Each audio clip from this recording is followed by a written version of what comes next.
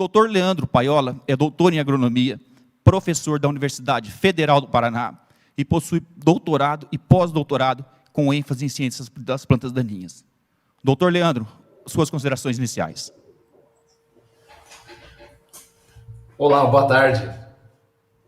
É uma grande satisfação estar com vocês nesse ciclo de debates. Espero que vocês estejam me ouvindo bem, espero que todos estejam bem. E eu já começo desejando a bênção de Deus para todos aí, que nós tenhamos não só saúde, mas tenhamos uma boa safra aí, seja de milho, de trigo ou da soja que está por vir. Rafael, muito obrigado pelo convite, obrigado pela oportunidade, obrigado, Cocamar. O Zé daqui a pouco, o José Eduardo vai estar entrando conosco ali. E eu gostaria de iniciar essa fala sobre esse assunto muito importante, que é proteger nossas lavouras, proteger nosso sistema produtivo com relação às plantas daninhas, dizendo que os problemas não são poucos, os desafios são grandes. Nós realmente temos muito a batalhar para vencer esses inimigos que estão aí. Mas não podemos baixar a guarda, não podemos nos entregar, não podemos desanimar. Nós temos que avançar. Nós temos tudo para vencer. Temos que focar, temos que agir proativamente. E uma das estratégias, com certeza, dentro dessa lógica de manejo integrado, que envolve muita coisa, é aplicar conhecimento. Conhecimento que a gente vai estar trabalhando, vai estar lidando daqui a pouco, em minutos, junto com vocês que estão nos acompanhando. Por favor, estejam atentos, fiquem conosco até o final. Tem muita coisa legal que a gente vai estar discutindo aqui hoje, porque, repito, são muitos os assuntos relacionados a essa questão de plantas daninhas, assuntos que tiram o nosso sono, assuntos que afetam o nosso bolso e nós temos que agir. Não dá para brincar, não. Obrigado, Rafael. Perfeito, Leandro. Nós que agradecemos a sua participação. Com certeza é um tema bastante oportuno, como eu disse ali atrás. Nós estamos próximo da colheita, então nós estamos observando que as plantas daninhas, o banco de semente de plantas daninhas estão começando a emergir, principalmente após essas chuvas. E para me ajudar aqui nesse debate, eu conto também com a participação do José Eduardo. José Eduardo é engenheiro agrônomo, formado pela Universidade Estadual de Maringá, possui mestrado com ênfase em ciências das plantas daninhas e atualmente é o engenheiro agrônomo da consultoria especializada da Cocamar. José, muito obrigado pela sua participação. Boa tarde, Rafael. Boa tarde, pessoal. Eu que agradeço pelo convite de estar participando com vocês aqui desse ciclo de debates, trazendo esse assunto que tem, no meu ponto de vista, extrema importância para a gente estar trabalhando. Porque quando a gente pensa em manejo de plantas daninhas, é o início de tudo dentro de uma lavoura, dentro de uma propriedade. Então, a gente precisa ter um foco e ter uma atenção especial dentro desse manejo, porque ele começa antes da implantação da lavoura, e se a gente não tiver um manejo eficiente, não tiver um bom manejo dessas plantas daninhas, ela vai trazer maiores problemas para nós dentro das nossas lavouras. Perfeito, José. E é isso mesmo, a gente precisa debater esse tema, como você bem colocou. É o primeiro manejo ali que a gente começa a realizar na lavoura, e se o planejamento não for feito de uma forma correta, talvez o problema futuro que a gente está criando lá na frente não tenha um controle. Então, nós vamos debater com um pouquinho mais de conhecimento e profundidade esses assuntos. Eu iniciei a minha fala, doutor Leandro, comentando sobre o manejo outonal. Esse termo, para nós técnicos, é um termo comum, mas, em alguns momentos, os produtores, os próprios acadêmicos, se confundem com esse tema. O que é o manejo outonal? Então, a minha primeira pergunta para você, para a gente debater aqui, gostaria que você explicasse de uma forma prática o que significa esse termo, manejo outonal, qual a importância dele para o manejo de plantas daninhas como um todo e que tipo de estratégias os produtores podem adquirir ou podem tomar para fazer esse manejo. Não, ótima pergunta, ótima colocação, Rafael. E também vem até numa sequência do comentário que o José Eduardo colocou. Se permitiu, vou te chamando de Zé, tá, José? E aí, realmente, assim, já nos conhecemos desde a época de UEM. Então, o que eu tenho que dizer é praticamente começar uma fala repetindo o que o José falou há pouco, que é assim, começa antes da cultura, começa antes da cultura se estabelecer, começa antes da cultura vir ao campo para nós. Então, o manejo outonal, ele basicamente para nós sintetiza uma ideia de fazer os manejos, fazer os tratamentos o quanto antes possível num período de entre safra. Esse termo outonal às vezes pode trazer uma certa confusão para aqueles que estão nos ouvindo, Por quê? Porque esse manejo nas nossas condições de Paraná, em termos de oeste, noroeste, centro-norte, norte, sul de São Paulo, sul do MS, ele é aplicado mais uma realidade de final de inverno, vamos dizer assim. Então, o outonal parece que não é um termo tão apropriado para esse momento, né? Já que o outono é um momento, uma estação bem anterior ali, né? Uma estação antes do inverno, mas esse termo ele foi cunhado no Rio Grande do Sul. E lá no Rio Grande do Sul, quando ele foi utilizado para aqueles produtores que vieram do Rio Grande do Sul e colonizaram aqui o nosso Paraná e outros estados, sabem bem o que eu estou dizendo. Então lá eles tinham e ainda têm um manejo que é o seguinte: você colhe a soja e até entrar a cultura do trigo ou uma outra cultura de inverno, tem um período de entre-safra que muitas vezes, dependendo da região, é longo. E nesse período de entre-safra, eles fazem um manejo de plantas daninhas, muitas vezes lançando mão de herbicidas. E esse período lá é o outono, por isso que daí foi cunhado o termo manejo outonal. Mas saindo dessa parte descritiva, do conceito em si, o nosso manejo outonal, nós poderíamos, inclusive, trazer um outro tema para melhor abordar esse conceito, que é um conceito aplicável, que é manejo antecipado. Então, o manejo outonal é o mesmo manejo antecipado, aquele manejo que antecipa, que antecede a cultura da soja, mas que vem o mais cedo possível, na entre-safra. No nosso caso, região oeste, noroeste, centro-norte, norte do Paraná, sul de São Paulo, sul do MS, esse manejo basicamente acontece após o milho segunda safra. E isso não se estende só à nossa mesorregião, à nossa macro-região, mas se estende a grande parte do cerrado brasileiro, onde também se faz esse manejo antecipado, que para nossas condições seria o correlato a esse manejo outonal. E eu queria aproveitar a deixa, né, para a importância desse manejo, aproveitando até a fala do José também, nós não podemos dar bobeira, sabe? Nós não podemos deixar para depois. E você, produtor, que especialmente está me ouvindo nesse exato momento, por favor, faça as aplicações de herbicida com a maior racionalidade, aproveitando as melhores condições possíveis. Não tardeia não deixe esse mato crescer, se desenvolver na sua área e depois ficar mais difícil de controlar.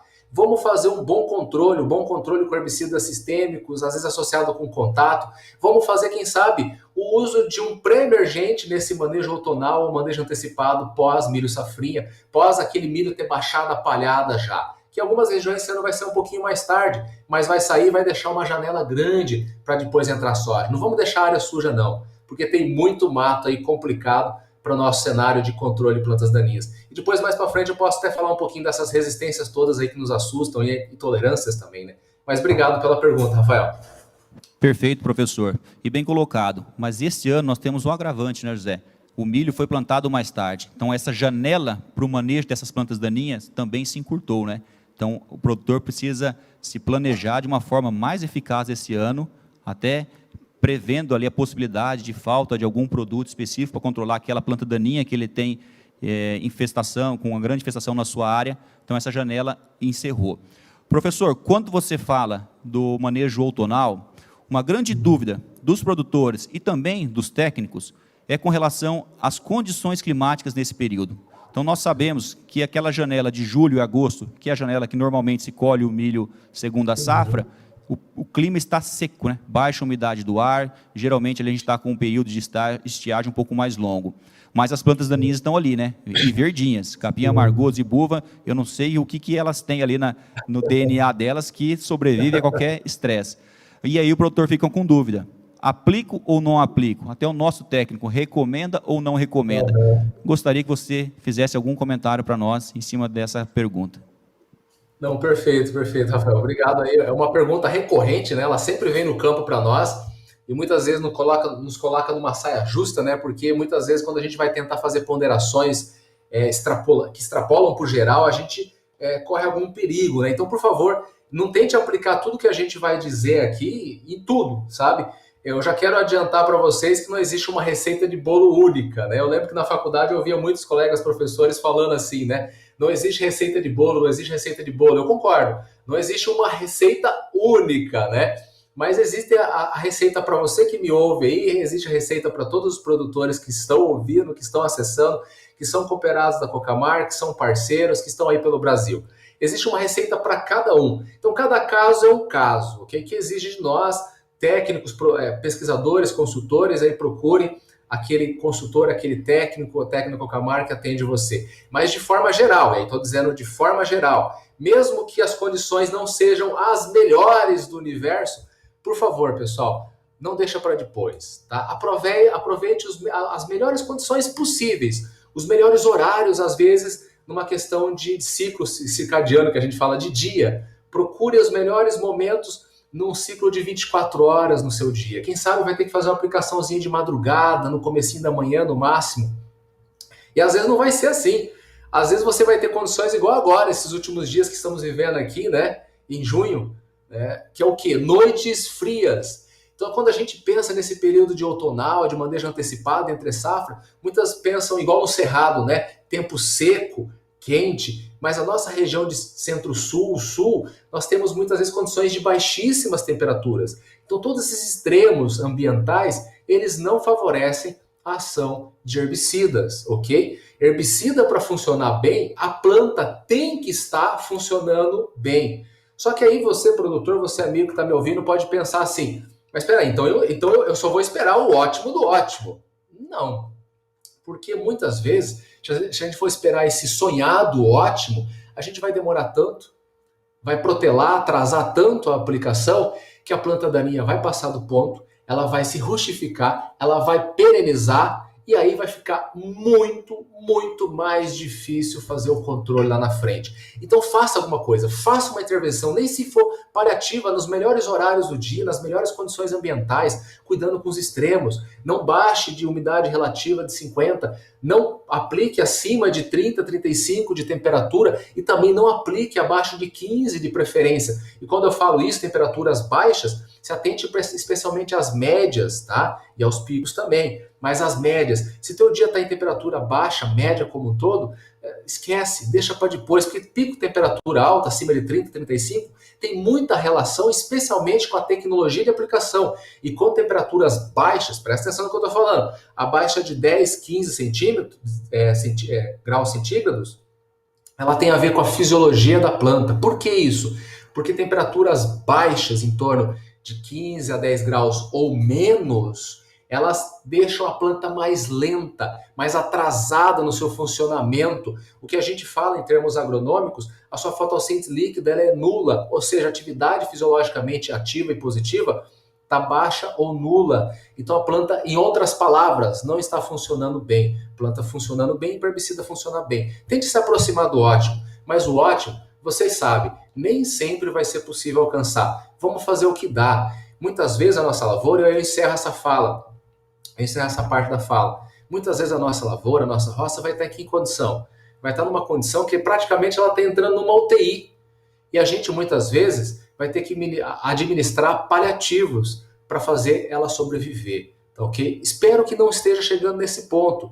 Só que as previsões, concluindo o raciocínio, as previsões não são muito otimistas. Lembra? Milho entrou atrasado, milho cresceu pouco, milho fechou pouco. Tem muito mato vindo, como o Rafael falou. Muito boa colocação. Muito mato vindo agora com essas últimas chuvas emergindo no nosso solo. Porque o banco de semente, às vezes, da tua área não é pequeno. Tem muita semente guardada aí num solo com longevidade, esperando só uma chuvinha para germinar. E outras esperando uma luz que entra de forma facilitada no final do ciclo do milho. Só que atenção, o milho não fechou bem. O milho está permitindo entrar muita luz. E aí vai acordar facinho plantas que precisam de luz para acordar, que estão no banco de semente, como a buva, por exemplo, que é bem conhecida por todos que me acompanham. O capim amargoso, gente, só precisa de água. E mesmo com esse frio, ele está germinando agora. Obrigado pela pergunta, Rafael. Espero ter tentado, pelo menos, atingir um pouco aqueles que nos ouvem nesse momento. Com certeza, excelente colocação. E é importante também, né, professor, este é um momento que o produtor não tem tanta demanda no campo, o milho está lá entrando em florescimento, enchimento de grão, maturação, mas é importante o produtor vistoriar as lavouras para conhecer, né, qual a planta daninha que ele tem presente na área dele, porque primeiro a gente precisa conhecer qual que é o nosso inimigo para escolher as melhores ferramentas, as melhores estratégias, para que aí sim, quando a gente realizar a colheita, entrar fazendo uma intervenção. José, neste mesmo assunto, na sua assistência técnica, na consultoria que você realiza com os nossos produtores, Você utiliza algum tipo de tecnologia de aplicação, algum tipo de adjuvante? E melhor, você recomenda essa aplicação após a colheita do milho ou você aguarda um pouco? Conta um pouquinho para a gente aí como que você maneja as áreas dos seus produtores. Rafael, como que é feito esse manejo? Hoje, esse ano em específico, como até mesmo o professor falou, nós estamos com um problema muito sério nas nossas lavouras, devido ao longo período de estiagem que a gente passou esses dias atrás, aí, esses meses atrás, nas lavouras de inverno. A lavoura desenvolveu muito pouco, ela está com o desenvolvimento comprometido, e essa entrada de luz, essa germinação, essa emergência de plantas daninhas, está trazendo um alerta muito importante para nós sobre a dificuldade e o problema que nós vamos ter nas nossas lavouras, certo? Então, como que eu pretendo e eu estou projetando em trabalhar? Na saída da lavoura que está implantada agora, do milho de inverno, seguindo as recomendações, seguindo toda a questão climática, a gente tendo condições, a gente vai ter que entrar aplicando, porque quanto mais a gente postergar essa aplicação de manejo dessas plantas daninhas antes da implantação do soja, maior problema a gente vai ter lá na entrada da lavoura subsequente. Então, como você falou, o uso de adjuvante é muito importante, a condição climática que nós estamos aplicando é extremamente importante também, e o manejo o mais precoce possível, porque senão a gente vai ter problema seríssimo na próxima lavoura nossa de verão, que é o soja, que vai estar entrando aí mais para o final do ano. Perfeito, José. Muito boa a sua colocação e a metodologia de trabalho que você tem utilizado junto ao grupo de produtores que você atende. Professor, você comentou conosco há pouco sobre a importância dos pré-emergentes. Então, nós sabemos ali que tem várias plantas daninhas que estão resistentes a vários herbicidas, e eu gostaria de saber de você, assim, é importante o produtor usar essa ferramenta do pré-emergente? E uma outra dúvida que nós técnicos também temos, nós usamos essa ferramenta na primeira aplicação após a colheita do milho ou a gente guarda a mão dela para usar mais próximo à semeadura da soja? Qual que é o time ali que a gente deve utilizar o herbicida pré-emergente e se é importante o produtor investir nessa tecnologia ou não? Perfeito, perfeito. O Zé fez uma fala fantástica ali que eu gostaria de prosseguir respondendo essa tua pergunta agora, Rafael, a partir da fala dele. Ele mencionou, em outras palavras, que a gente não pode dar bobeira, né, Zé? Então, assim, a gente atrasar muitas vezes a aplicação, seja do pré-emergente, pós-milho, vamos dizer assim, baixou a palhada do milho, vamos entrar. Se a gente atrasar, pessoal, nesse manejo antecipado, nesse manejo outonal, isso é como a gente atrasar, postergar, relutar em agir com uma doença, entendeu? Pensa que você, por exemplo, se você que tem problema com planta daninha na tua área, você que é cooperado da Cocamar, ou você que nos ouve aí, que é assistido por outra empresa, que de alguma forma está assistindo ao vivo agora, ou vai conectar esse vídeo, está conectando esse vídeo depois da transmissão dele, você, presta atenção no que eu vou falar agora. Se você tem histórico de planta daninha na tua área, se você sabe que planta daninha é um problema, e nós estamos conversando desse assunto hoje, proteger nossa cultura, nosso sistema com relação a isso. Não atrasa, gente. Não dá bobeira. Não deixa para depois. Porque atrasar é semelhante a atrasar o tratamento de uma doença. Inclusive, o Rafael, no começo dessa nossa tarde de ciclo debate aqui, começou fazendo um chamado contato de segurança. Fez falas, e vocês estão vivendo esse período pandêmico, esse pandemônio todo aí, né? Que está nos assolando. Vocês sabem que a gente não pode dar bobeira. E aí, presta atenção. Ouve o que eu vou falar agora. E duvido se você não teve alguém na sua família, alguém conhecido que já teve, por exemplo, infelizmente, um caso de câncer, entendeu? O mato, a planta daninha na nossa propriedade, muitas vezes ela é como um câncer. E se a gente atrasa, esse câncer entra em metástase, esse câncer se espalha pela sua lavoura, esse câncer arrebenta com a tua lavoura. Então nós temos que combater essa doença o quanto antes. E para combater essa doença, nós temos que agir em diferentes frentes de ataque. Assim como a gente age com qualquer outra doença. Essa doença do campo, que é a planta daninha, a gente tem que agir com todas as ferramentas. Todas as ferramentas do manejo integrado e pensando nos herbicidas, todas as frentes de ataque com herbicidas, seja em pós ou pré. É isso que eu falo. Você pode usar um pós-emergente após a colheita do milho, assim que a palhada baixou, tem abuva, tem trapoeraba, tem o que for lá. Pode, e deve. Pode usar um pré-emergente? Pode. Vou usar só um pré ou só um pós? Não. Usa pós. Se você for usar um pré, depende do que você tem na tua área. Exemplo, se você tem buva na tua área, esses fluxos de buva, eles tendem a ser prioritários, tendem a ser maiores antes da entrada da soja na maioria das regiões, especialmente em baixa altitude, pelas condições térmicas que favorecem os fluxos de emergência. Então, muitas vezes, um herbicida focado em buva tem que ser utilizado já no manejo outonal. Entenderam? Depende de tudo que você tem na tua área, do teu histórico. E aí uma coisa que o Rafael vinha falando, entra na tua roça agora de milho. Vai lá, olha o mato que está emergindo agora, tenta identificar, se você não está identificando, chama o agrônomo seu para dar uma olhada junto. Vão junto, olha a área. Manejo integrado de plantas daninhas não é florear, não é conceitual, é prática. E entre essas práticas, envolve o quê? Uma ação de monitoramento, identificação do que eu tenho na área. Viu o que eu tenho na área? Veja qual é a abundância, qual é a importância desse mato, desses matos, dessas plantas daninhas, uma em relação à outra. Trabalhe por aquilo que mais pega no teu calo. Comece por ele, dê mais atenção por ele. E quando eu falo isso, gente, não é necessariamente aquela planta que tem mais na área. É aquela planta que tem mais na área, sim, mas é aquela planta que muitas vezes, além de ter bastante, tem resistências embutidas. Tem no combo, entendeu? Resistências como a glifosato, como a outros herbicidas que você usa na tua área e você eventualmente vai ter que trocar, pensar em remanejar herbicidas. E aí vem a atenção de pensar já desde agora o que você vai usar como estratégia de controle químico, como herbicida, e já se antever. Eu não ouço só de colegas da Cocamar, muita gente fala, e isso não é balela. Estejam atentos, nós temos nesse planejamento já, quem sabe, prever a aquisição de alguns herbicidas que podem vir a faltar.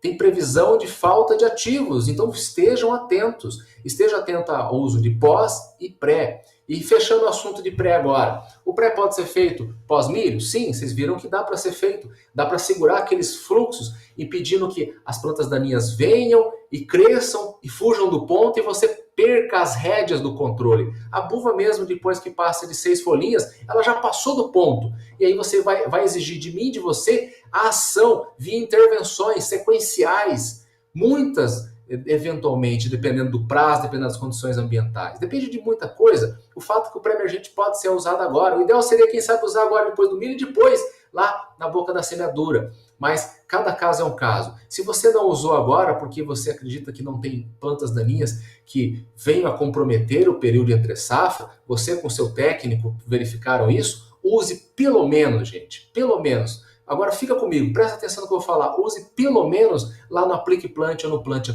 aplique. Use lá na boca da semeadura, lá na semeadura. Por quê? Porque esse pré-emergente, ele vai fazer o quê? Ele vai propiciar a você não só segurar a planta daninha no ninho, matar ela no ninho, sabe? Segurar lá no solo, não deixar ela vir. Ela vai fazer o quê? Dá para você uma dianteira competitiva. Ela vai permitir que a cultura entre no limpo se você dessecou bem e usou esse pré-emergente. Vai impedir que os fluxos iniciais de plantas daninhas entrem dentro da lavoura e comprometam o estabelecimento dessa lavoura. Você vai dar fôlego para a cultura. Esse é um dos 2 argumentos que eu citei para o uso de pré-emergente. O terceiro, e eu encerro a fala desse assunto de pré-emergente agora, podemos desdobrar depois se vocês quiserem, mas é o manejo de resistência. Eu vinha falando que não só basta saber o que tem na área, se tem bastante ou tem pouco, mas saber se tem resistências. Porque uma das principais estratégias no manejo de resistência é o uso de rotação de mecanismo de ação. E você faz rotação de mecanismo de ação bem feito quando usa pré-emergente. E por que usar pré-emergente? Por que fazer rotação de mecanismo de ação com pré-emergente? Porque se a gente sempre faz mais do mesmo, usa sempre as mesmas ferramentas, usa sempre os mesmos herbicidas, matam-se os fracos e ficam só os fortes. Os fortes povoam e dominam a tua roça. Não vamos deixar isso acontecer, não. Não vamos deixar isso continuar se repetindo, na verdade, porque isso está sendo trágico. Valeu pela pergunta, ela é ótima. Perfeito, professor. Muito boa colocação.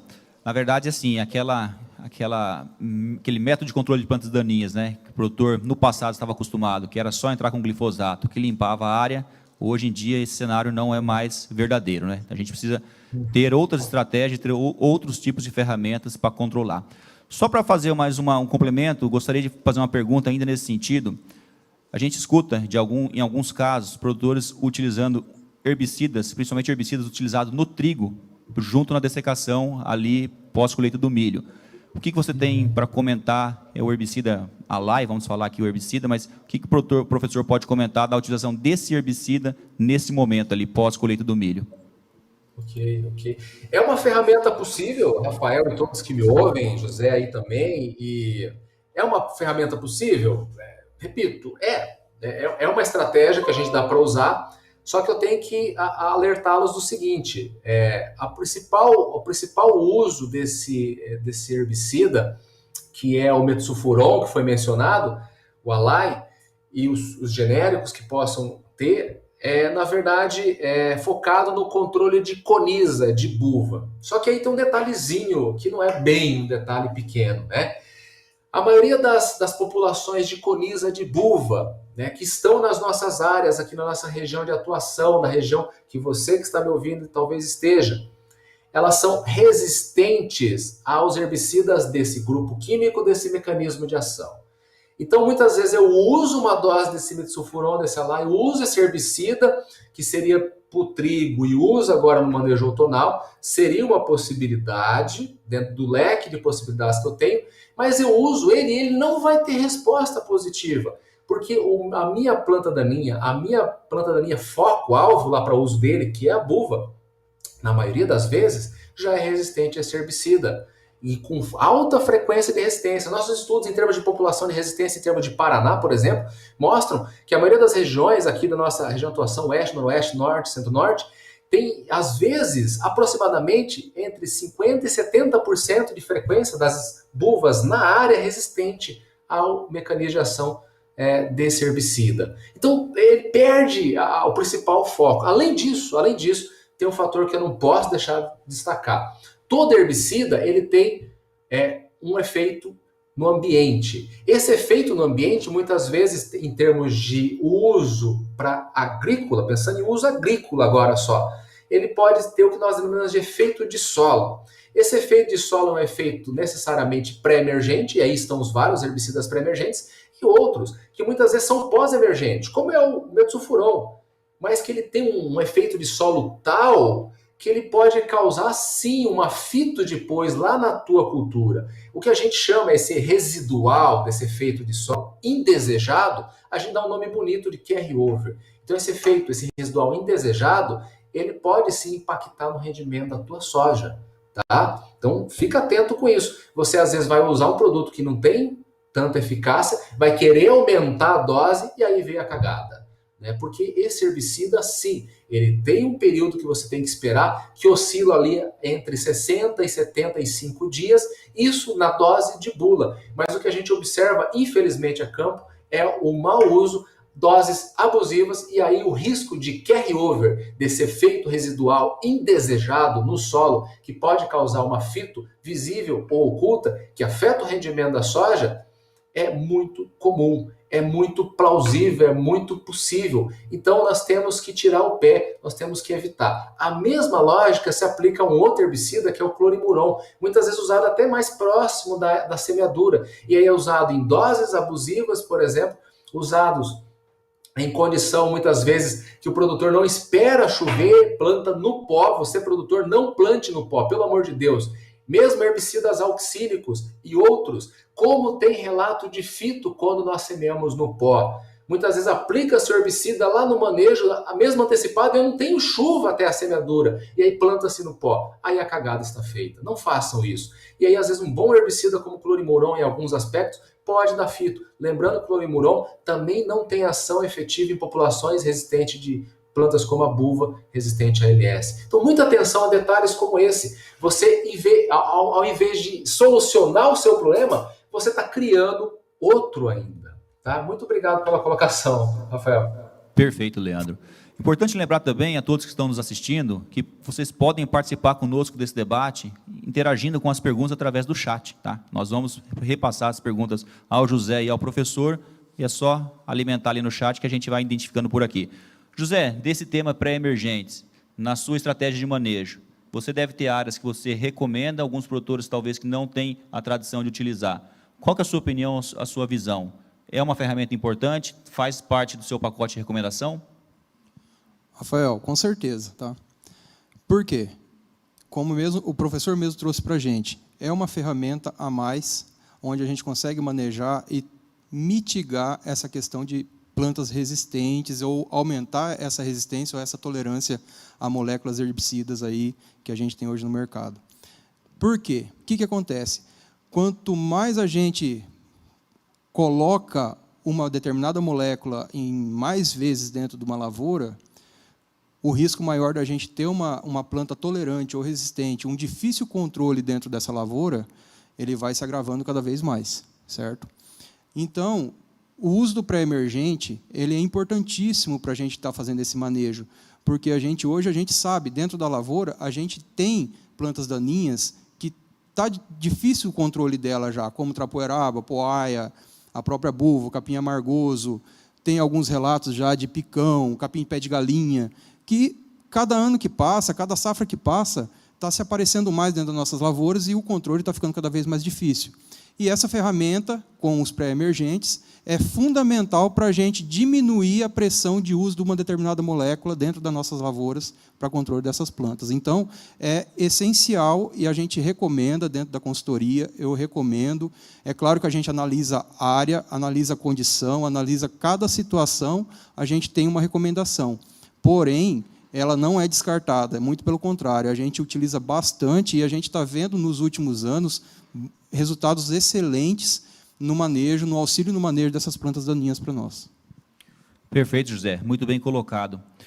Professor, eu gosto de um herbicida muito bom, que se chama palhada, principalmente a palhada do milho com braquiária. Então, aquele produtor que tem uma cobertura grande de palha, ele tem menos problema das plantas daninhas.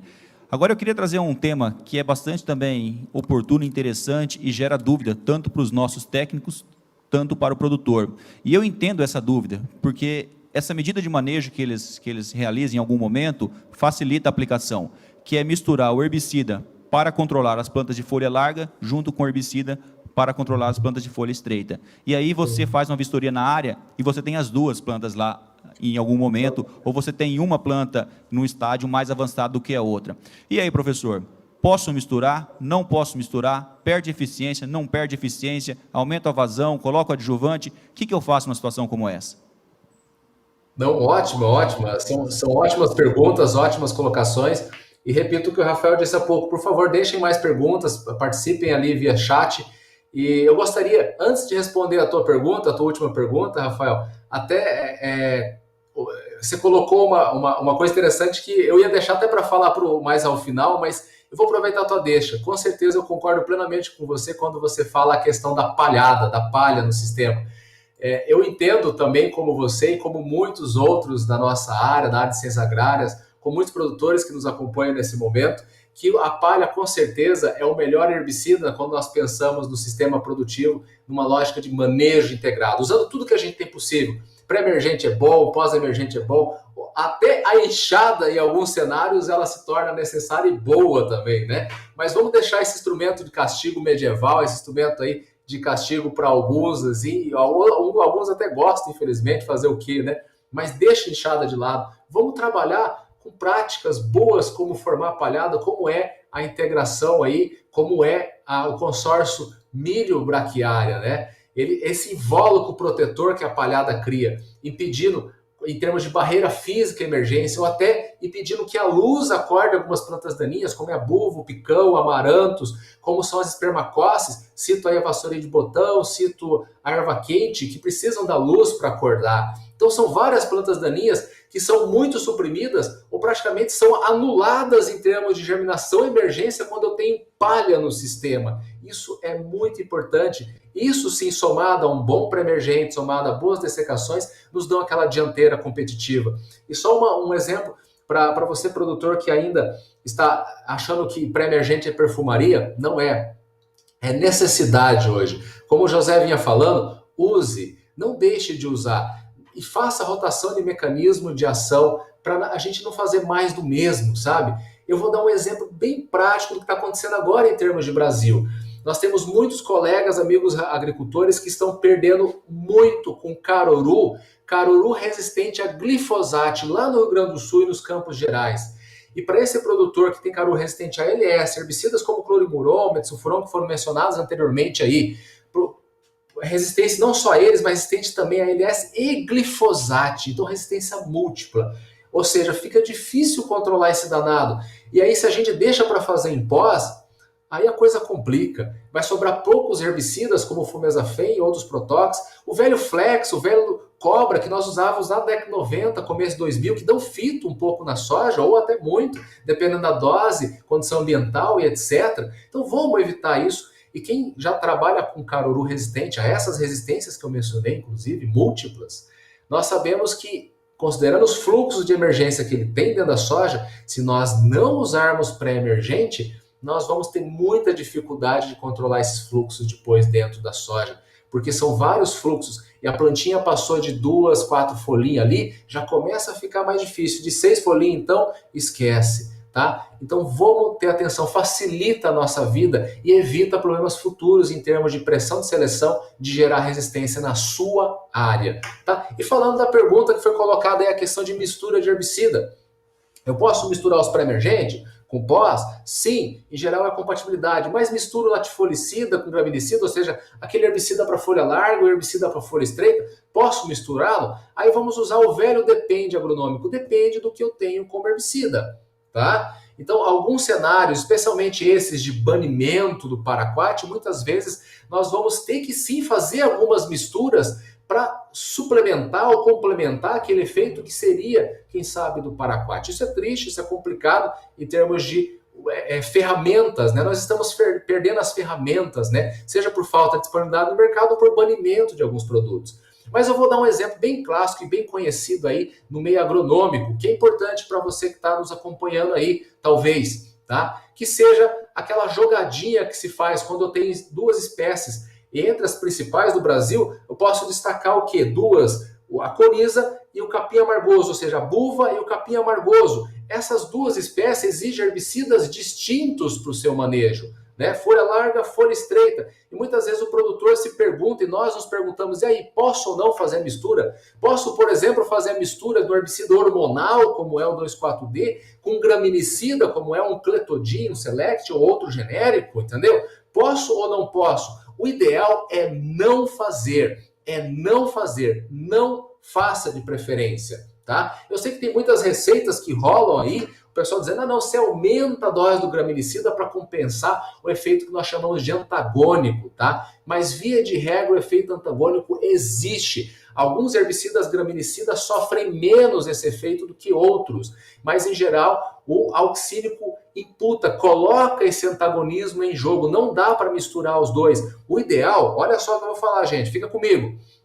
O ideal, se eu for começar pelo auxínico, pelo 2,4-D ou outro auxínico como o dicamba, como o triclopira e tantos outros que tem no mercado aí, inclusive substituindo o 2,4-D naquela lógica de resistência da buva ao 2,4-D que existe em muitas regiões já, eu vou usar esse auxínico. Se eu usei ele primeiro para não deixar a buva sair do ponto, para controlar ela pequena ainda, para arrebentar com ela, eu tenho que esperar um mínimo de 7, uma semana, a 10 dias para depois entrar com graminicidas, entenderam? Eu tenho que dar um tempo ainda para depois entrar com graminicida, o negócio é sério. Tá? E se eu entrei com graminicida antes, porque eu tenho um margosal infernal lá, eu quero arrebentar com o margoso, quero fazer a primeira da sequencial, porque o amargoso grande precisa de várias intervenções para cansar, para vencer ele por cansaço, esgotar rizoma, certo? Se eu for entrar com graminicida primeiro, eu também espero? Sim, espero de 3 a 5 dias pelo menos para depois entrar com auxílio, para depois entrar com 2,4-D, um triclopira, um dicamba, entenderam a jogada? Então eu tenho que esperar dias. Não é brincadeira isso aí, tá?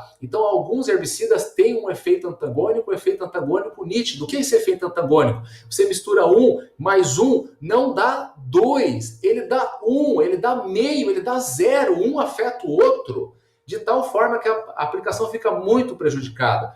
O que eu quero, na verdade, é sinergismo. É efeito aditivo, também 1 mais 1 igual a 2, eles se complementam os herbicidas. Vou citar um exemplo aqui, glifosato com glufosinato, por exemplo, um Roundup com Finária, ilustrando para vocês. Mas eu tenho outros efeitos que são sinérgicos, esses sim são desejáveis. Esse sim. Querem um exemplo? Agora com o banimento de paraquat, eu tenho, por exemplo, um cenário que eu quero eliminar algumas folhas estreitas, mas eu tenho folhas largas também na área. Eu não tenho aquele herbicida bom de sequencial que era o paraquat para eliminar folhas estreitas como capim amargoso, pé de galinha, etc. No arremate ali, na segunda.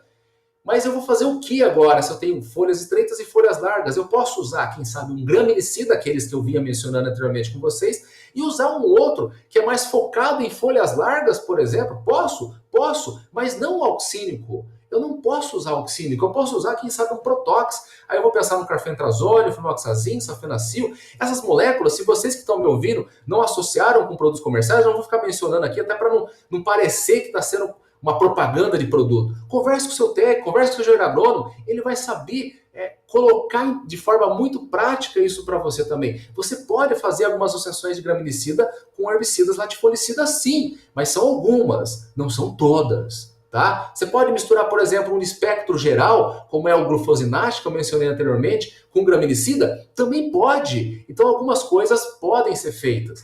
E aí entramos dentro da soja. As misturas podem ser feitas? Sim, algumas, repito, podem, outras não. Querem um exemplo do que eu não posso fazer? Um herbicida ALS. Qual é esse herbicida? Um clorimuron, que foi mencionado anteriormente, por exemplo, o imazetapir, como é um pivot, vou misturar ele com a CCase, com um graminicida, como é um Verdict ou um Select, de preferência não, porque eles não têm efeito aditivo, eles podem um estragar o outro. Além disso, o adjuvante pode fazer o quê? Potencializar a fito de um deles. Então fica atento, tá? Vamos cuidar, procure o técnico de vocês, vamos ver o que dá para misturar. Não podemos perder a mão, gente, porque nós perdemos dinheiro se nós perdemos a aplicação.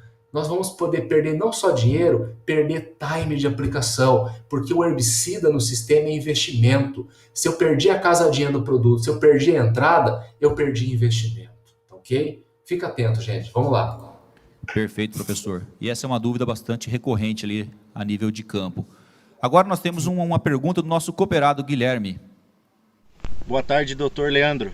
Me chamo Guilherme Gomes, sou aqui do norte do Paraná, de Açaí. E a pergunta que eu tenho é: qual a importância de fazermos a pré-mistura do óleo com o herbicida antes de colocar no nosso pulverizador? Essa também, né, professor, é uma dúvida ali corriqueira, né? E a gente vê que no dia a dia não é tão usual, até pela dificuldade ou pelo tempo ali de fazer esse preparo. A gente queria saber do especialista, de quem realmente entende de plantas daninhas e herbicidas, se vale a pena esse trabalho a mais de fazer essa mistura ou não. Não, ótimo. Guilherme, obrigado pela pergunta, foi ótimo, é uma pergunta que vem sempre para nós, é uma pergunta que precisa ser respondida, é uma pergunta que, bem respondida, gera solução, gera efeito positivo, efeito desejável no campo, tá? E eu já vou direto respondendo para você, Guilherme, para todos que nos ouvem, o seguinte, que especialmente aqueles herbicidas que são dependentes de óleo, eu tenho que sim fazer o que é a pré-mistura. Eu sou obrigado a fazer? Não, obrigado eu não sou a fazer nada, né? Mas tem que arcar com as consequências depois se eu não fiz, né? E se você o faz, esses que são dependentes de óleo, você vai ter um efeito agregado. Você vai ter um efeito potencializado desse herbicida. Você vai ter um efeito que muitas vezes, dependendo dessa brincadeira que eu faço, herbicida mais óleo adjuvante ali, eu vou ter um incremento de 5 até 12% de performance. Uau, isso é fantástico. E desculpa se eu vou citar alguns herbicidas aqui só para ilustrar. Não me interprete que eu estou fazendo propaganda de um ou de outro, tá ok? Entendam que eu vou só ilustrar e exemplificar para vocês. Trazendo os exemplos, vamos lá. Graminicidas em geral, vimos falando de graminicidas, os inibidores da CCase, os herbicidas típicos, aí conhecidos por muito, como Kizalofop, como Aloxfop, que é o Verdict, como Pretodin, que é o Select, mencionando algumas marcas comerciais apenas. Esses herbicidas graminicidas, é muito importante que você, fica atento, presta atenção, muito importante que você faça preferencialmente a pré-mistura. Pega esse herbicida, mistura com óleo antes, depois coloca na calda, melhora a performance do produto. Não baixa o óleo. Muitas vezes o nosso produtor, o produtor que está nos ouvindo aí, você vai querer baixar volume de calda. evite baixar volume de calda ao máximo. Eu sei que dá para baixar volume, tá? Mas a gente fica muito mais dependente das condições ambientais para a aplicação ficar boa. Evite baixar de volume. E se você baixa, por favor, não baixe o óleo. Não baixe a dose de óleo por hectare. Muitas vezes as pessoas calibram só por relação volume-volume na hora de fazer a aplicação. Padroniza uma dose por hectare. Os técnicos aí, os engenheiros agrônomos da Cocamar sabem bem. O consultor seu vai te ajudar nisso. Não baixe o óleo. Alguns produtos são muito dependentes de óleo. Mencionei os graminicidas. Poderia mencionar, inclusive, o glufosinate, que eu vinha mencionando. Citei, inclusive, marcas. Existem várias marcas comerciais. Poderia mencionar herbicidas Protox, igual mencionei há pouco, né? Citosafenacil, citocarbamazone, que é o Aurora. Precisa de pré-mistura também. Faça a pré-mistura. Use uma quantidade de óleo mínima satisfatória e depois coloque isso na cauda. Vocês vão observar nitidamente que melhora sim a performance. É uma estratégia simples, pode dar um trabalhinho a mais para você ali, mas faça, você vai ver resultado. E não é à toa, gente, não é à toa que muitas empresas já comercializam algum desses produtos que eu já mencionei com vocês aí, esses dependentes de óleo, já lançam eles comercialmente com o óleo embutido na formulação. Tem empresas que sacaram a importância disso. Muitas estão percebendo isso cada vez mais e já estão lançando produtos comerciais com esse óleo embutido na formulação, o que é fantástico, facilita a sua vida, inclusive. E aí mostra para mim e para você o quanto é importante essa pré-mistura. Se o produto já vem pré-misturado, é porque é importante, entendeu? Vamos usar. E além disso, Rafael, José e todos que me ouvem, vamos usar, sim, adjuvantes no geral, não só os óleos desses produtos que são dependentes de óleo, mas adjuvantes em geral. Não só para melhorar as aplicações no manejo outonal, no manejo entre safra, como vimos conversando, discutindo ali com o José e com o Rafael, mas também para melhorar as condições de aplicação como um todo, em qualquer momento. Em qualquer momento, às vezes você usa uma água de aplicação que é água dura, tem um pH alto. Vamos usar produtos que melhorem, que condicionem essa cauda. Preparem a água para depois entrar os produtos, tá ok? Então tem toda essa jogada, fique atento. O produto não é barato, gente. Ele é investimento, nós não podemos perder investimento. E às vezes estamos perdendo lá na ponta, lá na hora de fazer a aplicação, lá na hora de colocar ele em cima do alvo. Né? Ótima pergunta. Obrigado, Guilherme. Maravilha, professor. Obrigado pelo comentário e obrigado também, Guilherme, pela pergunta. Acredito que o professor conseguiu fazer uma resposta bastante completa, mas se ficou qualquer dúvida, os meninos nossos lá, o Leandro e o José Bruno de Açaí, também estão orientados para te ajudar ali no manejo do dia a dia. Agora, deixa eu trazer um tema aqui, José, bastante polêmico e bastante usual. Toda safra, nós observamos alguns produtores usando uma grade para dar uma limpada ali na palhada de milho, cortar uma buva, tombar um capim amargoso. Você também deve notar isso aí nas suas andanças por aí. Qual que é a sua opinião, como engenheiro agrônomo com mestrado em plantas daninhas? Essa é uma ferramenta válida, vale a pena ou não? Rafael, a princípio a área fica bem bonita, né? Fica toda vermelha, sem palhada nenhuma, sem mato, tudo muito tranquilo, né? Só que é a ilusão falsa do que a gente tem um bom manejo, está tendo um controle eficiente, principalmente de plantas daninhas. Por quê? Com o uso dessa grade, dessa mecanização da área aí, a gente vai estar replicando e distribuindo materiais propagativos dessas plantas daninhas na área, ou seja, a gente vai estar disseminando mais plantas daninhas dentro da área, ao invés de estar fazendo o controle.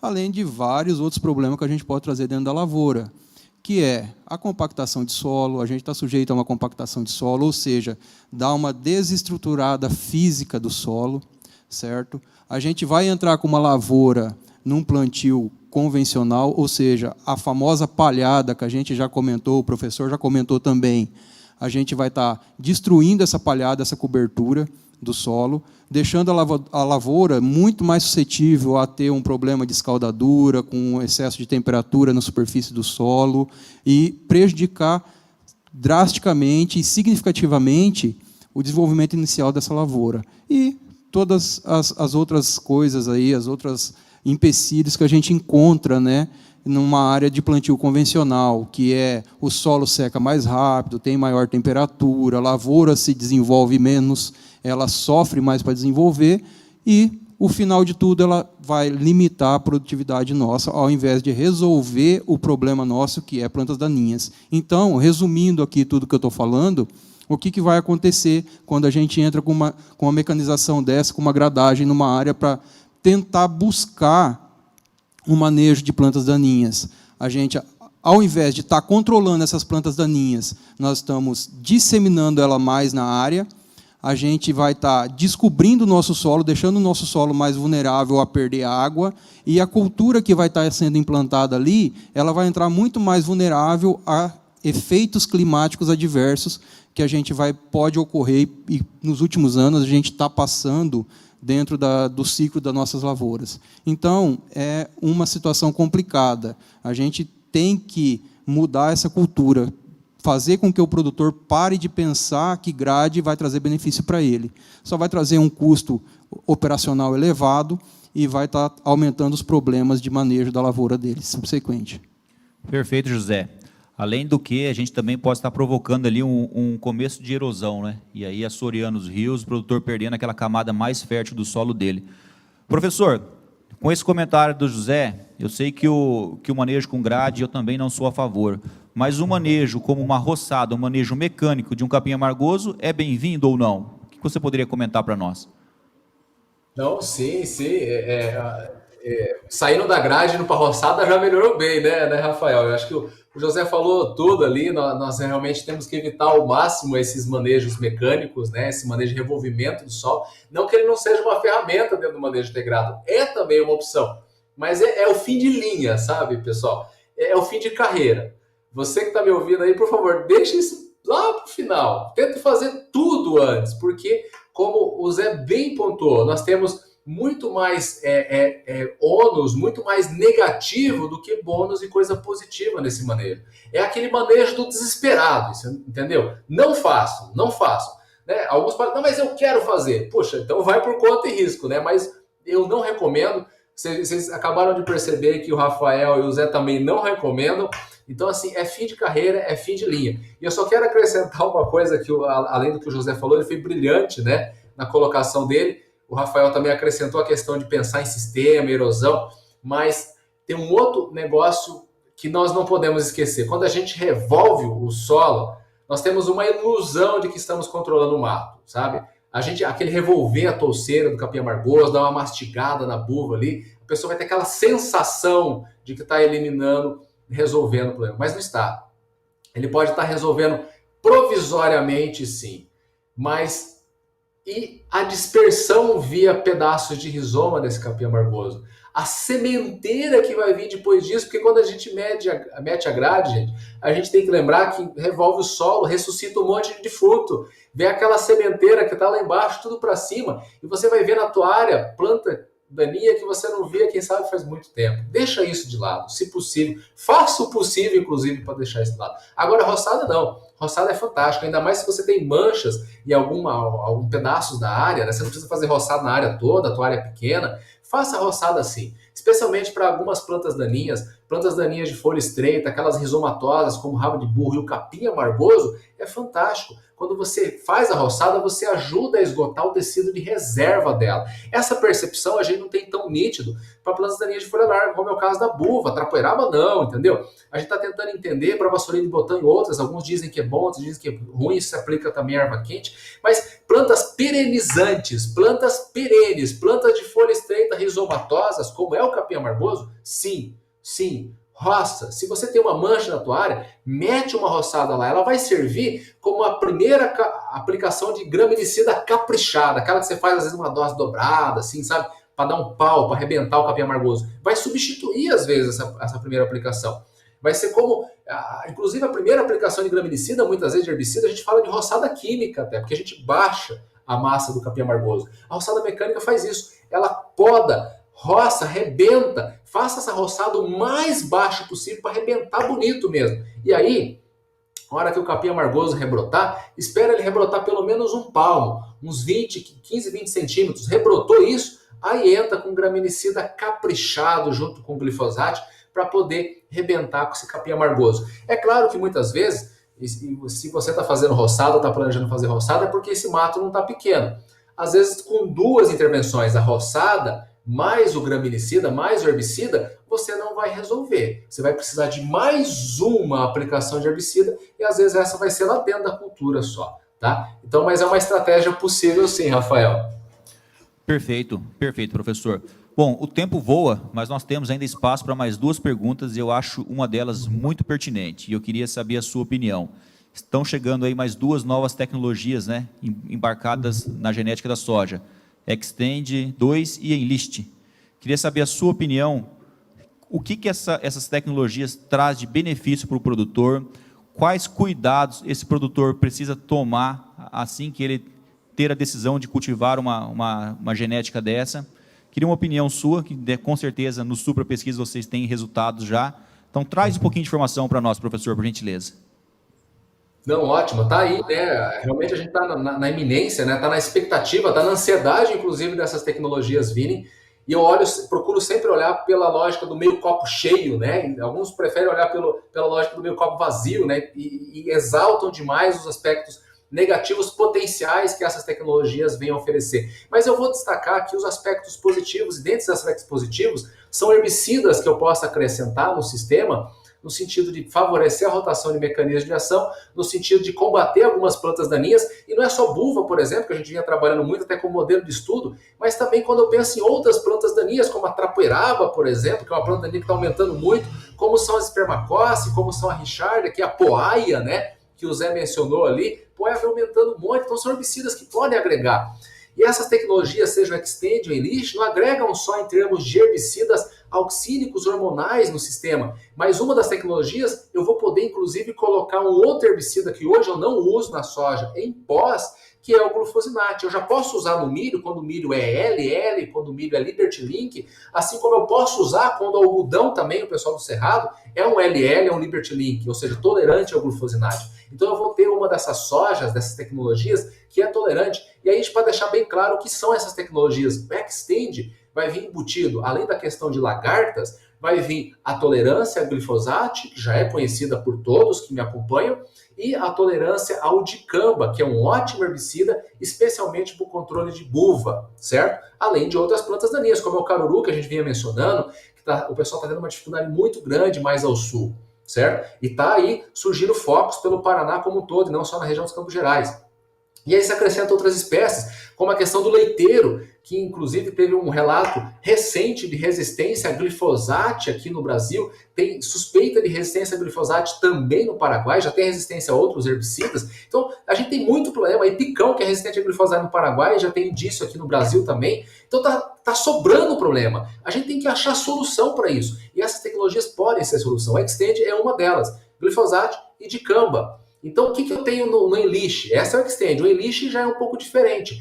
Além da questão das lagartas, da resistência a lagartas, eu tenho o quê? Tolerância a glifosato, tolerância ao 2,4-D e tolerância ao glufosinate, que eu vinha falando antes para vocês, que é uma sacada legal e que nos Estados Unidos, pessoal, presta atenção no que eu vou falar, nos Estados Unidos é um dos herbicidas coringas que nós temos. Porque nós temos plantas nos Estados Unidos que são resistentes a mais de 5 mecanismos de ação. Então, eu estou perdendo vários grupos químicos e aí eu tenho que apelar. E um dos herbicidas aos quais eles estão apelando é esse glufosinate. Mas fica a dica aí também, tá? Eu estou olhando meio copo cheio, mas eu tenho que alertar vocês também. 2 alertas eu quero destacar nesse exato momento com vocês. Um deles é a questão de tecnologia de aplicação, que vale para todos os herbicidas, mas atenção especial para esses herbicidas hormonais, né? E um outro ponto, o segundo ponto que eu quero destacar com vocês nesse momento que estamos conversando aqui, é a questão de que são boas soluções. Estou olhando meio copo cheio, pode vir como alternativa de controle para várias plantas daninhas. Só que tem um detalhe, pessoal.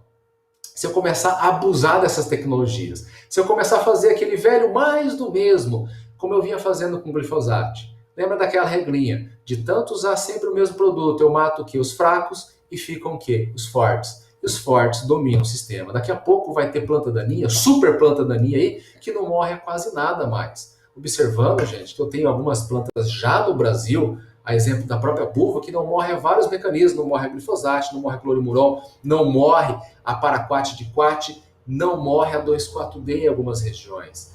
Eu tenho super plantas daninhas. Isso pode piorar se eu não der atenção ao manejo integrado. Então são ferramentas ótimas, mas como qualquer estratégia, como qualquer solução, como qualquer coisa que eu tenha à mão, eu tenho que ter cuidado, gente. Não vamos se comportar como uma criança com uma tesoura na mão ou uma faca na mão e sair fazendo cagada aí. Vamos tentar manejar isso da melhor forma possível. Desculpa trazer em termos, às vezes, muito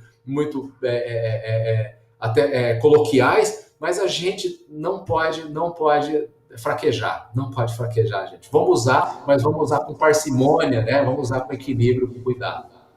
Maravilha, Leandro. Acredito que esse tema ele poderia dar um ciclo de debate, para a gente debater. E não tenho dúvida que nós vamos marcar futuramente, porque vai ser algo que nós vamos precisar discutir um pouquinho mais, como mais uma ferramenta de manejo, mas entender como isso vem a somar nas demais estratégias que nós temos. Para a gente encerrar, tem uma pergunta que o Lucas fez aqui no chat. Ele queria saber assim: quais herbicidas pré-emergentes têm apresentado maior eficácia no controle da buva e da trapoeraba?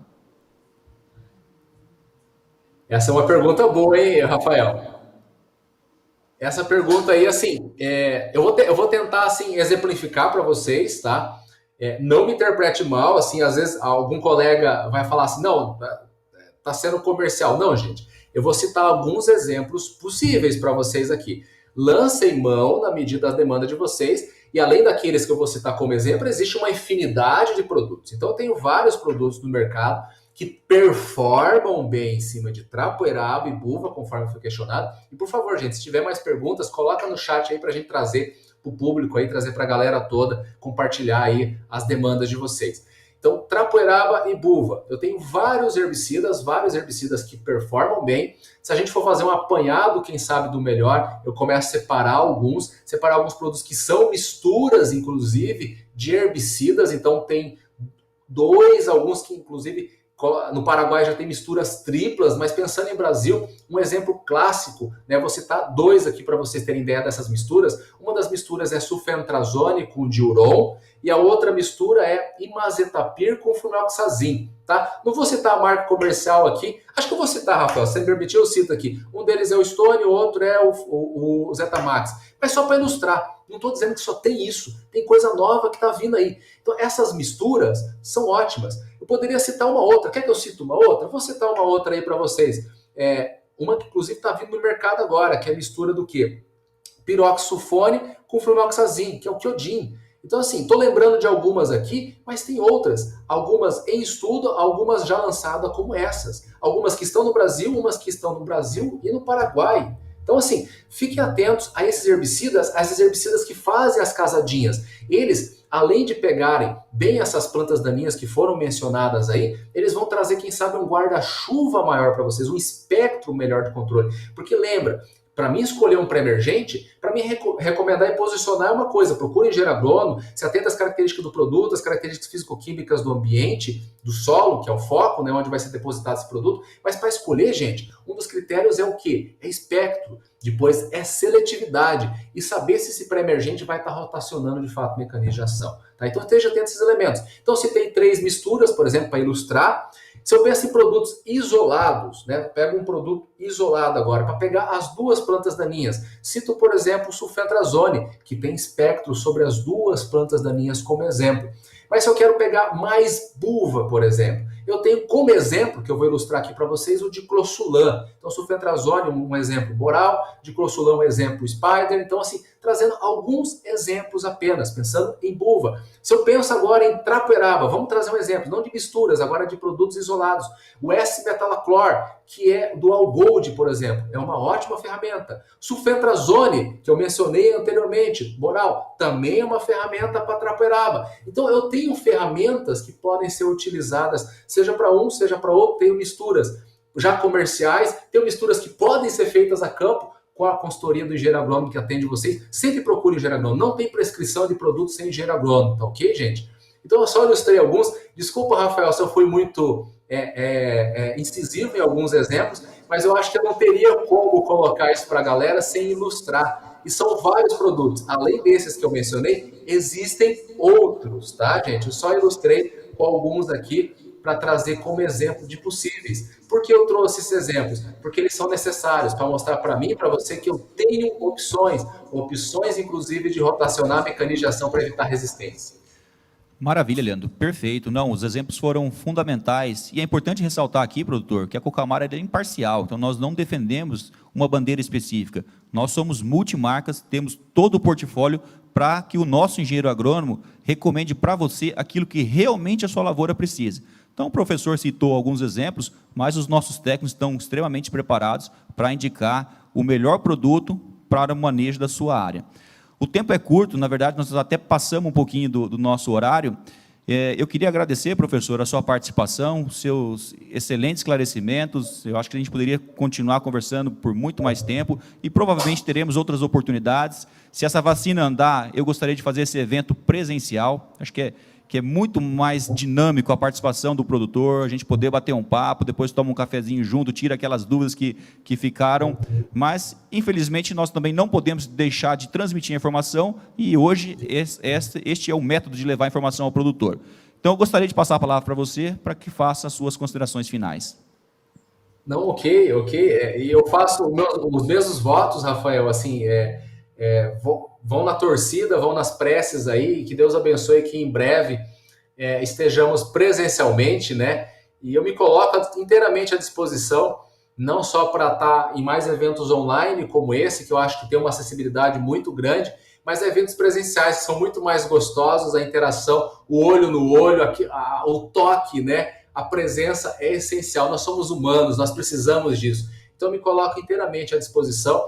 Espero, em uma outra oportunidade, assim como hoje, a gente está trabalhando essa temática extremamente importante, que é a proteção dos nossos cultivos, a proteção do cultivo da soja, a proteção do sistema produtivo em termos de controle de plantas daninhas, né? E não só trazer uma abordagem agora que focou muito esse período que está vindo aí, que é o manejo outonal, né, o manejo antecipado pós-milho, mas espero estar com vocês em outras oportunidades, trabalhando especificamente com maior profundidade a questão dos pré-emergentes, trabalhando, quem sabe, essas novas tecnologias que nós estamos aí a ponto de lançar mão no uso, que é a questão do extend, do enlist, né? Quem sabe trabalhar outras temáticas, como o uso de herbicidas em pós-emergência da soja, herbicidas em dessecação pré-colheita, né? Esse manejo de sistema que é tão importante, que o Rafael mencionou, colocar palha, né, e outras estratégias integradas. Então, eu me coloco inteiramente à disposição de vocês, à disposição da Cocamar, à disposição de estar com vocês em breve presencial. E desculpa, me perdoem se não só vocês que estão me assistindo agora, mas os que vierem assistir depois, me desculpe se eu acabei mencionando muitos produtos e alguns pensaram assim, por que não mencionou outro produto? Foi só a título de exemplo, tá? É como o Rafael falou, a cooperativa Cocamar é uma excelente empresa, uma excelente cooperativa e tem um hall de produtos enorme. Consultem os técnicos, procure o seu engenheiro agrônomo, procure aquele que está com você no dia a dia aí na roça.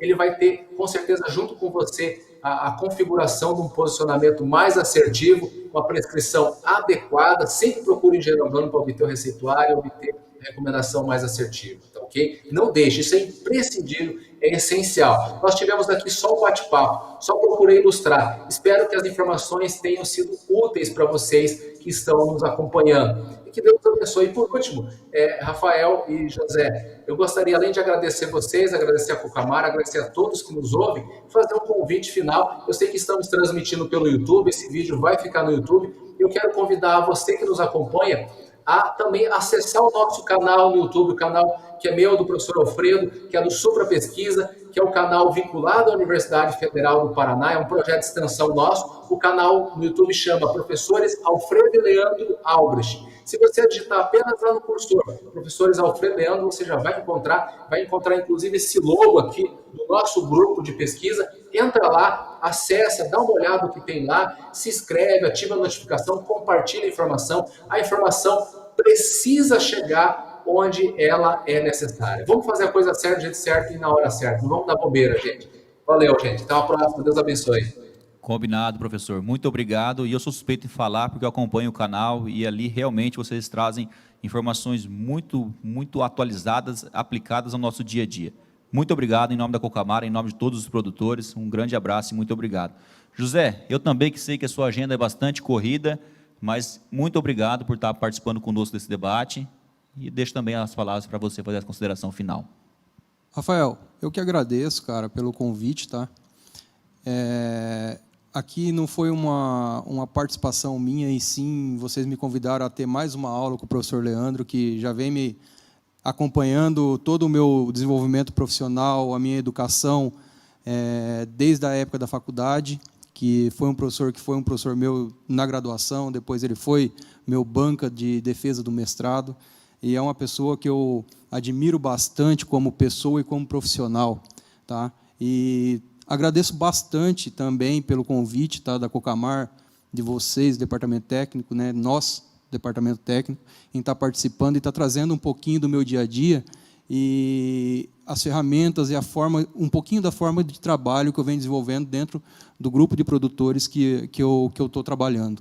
Tá? Fico à disposição da Cocamar, à disposição do departamento, para aprender junto com vocês, aprender junto com a nossa equipe técnica e estar sempre trazendo e mostrando e compartilhando esse conhecimento, esse pouquinho, essa prática que eu venho implantando dentro desse grupo de produtores que eu atendo.